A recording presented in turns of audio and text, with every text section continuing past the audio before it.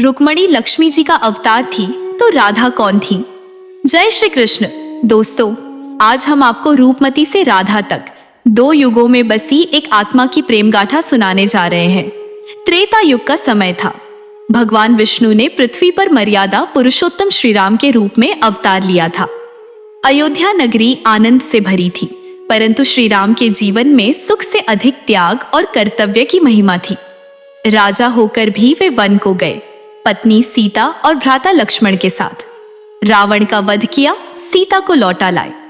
अयोध्या नगरी अपनी समृद्धि और मर्यादा के लिए प्रसिद्ध थी। अयोध्या नरेश श्री राम राजा होने के बावजूद एक सन्यासी की भांति जीवन जी रहे थे। वे जनक नंदिनी सीता से विवाह कर उन्हें रघुकुल की कुलवधू बनाकर लाए थे।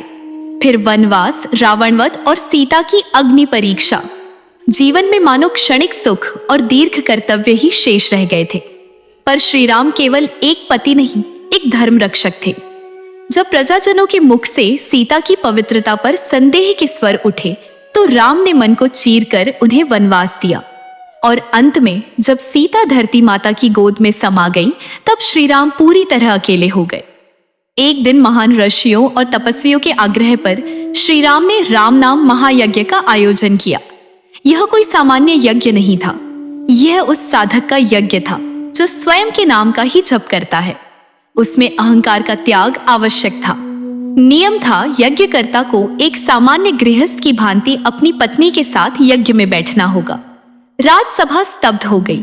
सभी जानते थे माता सीता अब इस धरती पर नहीं थी, पर नियम को तोड़ना मर्यादा पुरुषोत्तम को स्वीकार नहीं था।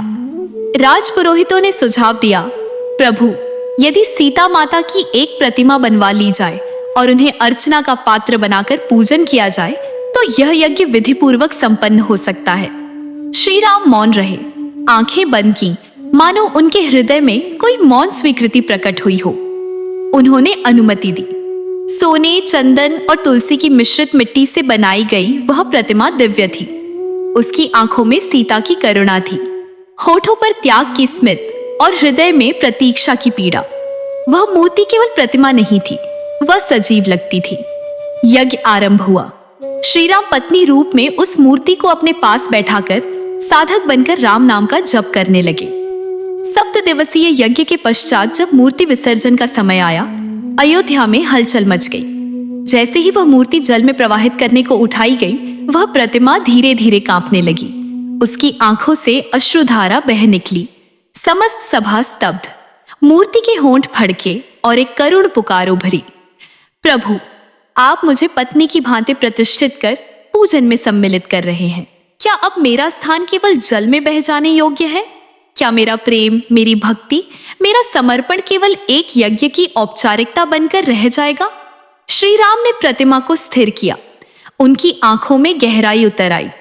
उन्होंने पूछा, तुम कौन हो? मूर्ति बोली, मैं रूपमती हूं, तुम्हारे प्रेम की वह छाया जो सीता के त्याग के पश्चात भी तुम्हारे समीप रही। मैं वह आत्मा हूं जो तुम्हारे साथ जीना चाहती थी, जिसे तुमने सीता के रूप में पूजित किया, पर जिसे पत्नी का अधिकार नहीं मिला। क्या मेरी पीड़ा भी सुनी जाएगी? श्री राम मौन हो गए। वे जानते थे यह कोई साधारण प्रतिमा नहीं थी। यह वही आत्मा थी जो उनके प्रेम की प्रतीक्षा में जन्मों से भटक रही थी।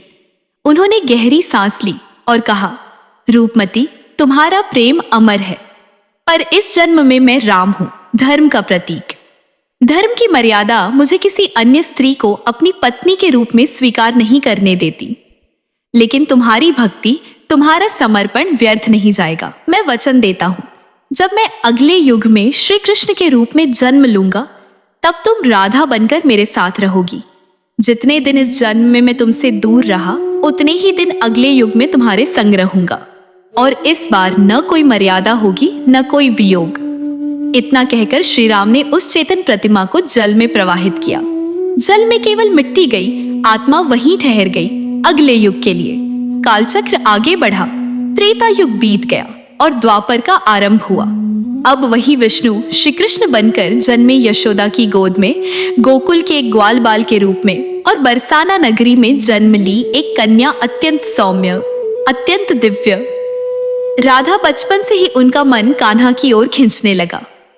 जब कृष्ण मुरली बजाते राधा की आंखों से आंसू बहने लगते।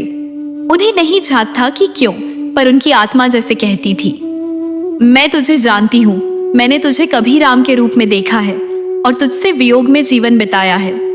कृष्ण ने जब पहली बार राधा को देखा तो मन ठहर गया। वह कोई सामान्य दृष्टि नहीं थी, वह युगों की प्रतीक्षा का मिलन था। परंतु कृष्ण जो लीला पुरुषोत्तम थे, उन्होंने राधा से कुछ नहीं कहा। वे जानते थे राधा को स्वयं स्मरण होगा कि वह कौन है। वृंदावन की गलियों में जो प्रेम लिखा गया वह केवल दृष्टि और मुरली के स्वर में था। राधा ने कभी अधिकार नहीं जताया और कृष्ण ने कभी दूरी नहीं दिखाई। वे एक दूसरे के हृदय में बसते थे, पर समाज के बंधनों से परे थे। राधा वह आत्मा थी जो रूपमती के रूप में राम की प्रतिमा बनी थी। अब कृष्ण के साथ प्रेम के उत्सव में नाच रही थी। जब यशोदा ने कृष्ण से पूछा, बेटा ये राधा तुम्हारे लिए क्या है? कृष्ण मुस्कुराए, माँ राधा मेरी प्राण है। जैसे गीत के बिना सुर अधूरा है, वैसे ही मेरे बिना राधा अधूरी है। पर माँ, मैं भी राधा के बिना अधूरा हूं। राधा और कृष्ण का विवाह नहीं हुआ क्योंकि यह प्रेम विवाह के दायरे में बंधने योग्य नहीं था। यह आत्मा का मिलन था जो युगों पहले एक अधूरी मूर्ति से शुरू हुआ था। जब श्री राम ने वचन दिया था कि तुम्हारा प्रेम अमर होगा, उसी वचन की पूर्णता थी राधा कृष्ण की लीला।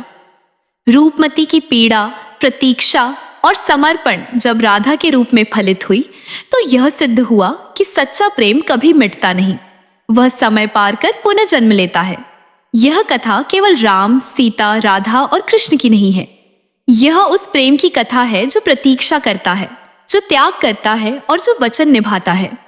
राम का धर्म और मर्यादा, रूपमती का समर्पण और अधूरी याचना, राधा का प्रेम और आत्मिक मिलन और कृष्ण का वचनबद्ध पुनर्मिलन, यही तो सनातन प्रेम है जो देह से परे है, युगों से जुड़ा है और आत्मा के केंद्र में बसा है। प्रेम से बोलिए जय श्री राम, जय श्री कृष्ण। ऐसे ही और भी रोचक और आध्यात्मिक वीडियो के लिए चैनल को सब्सक्राइब कर लें। दोस्तों, आपको ये कथा कैसी लगी कृपया कमेंट करके जरूर बताएं। वीडियो पसंद आया हो तो लाइक करें और अपने दोस्तों के साथ शेयर करें। कमेंट बॉक्स में जय श्री कृष्ण लिखना ना भूलें। फिर मिलते हैं एक और दिलचस्प वीडियो के साथ। धन्यवाद। जय श्री कृष्ण।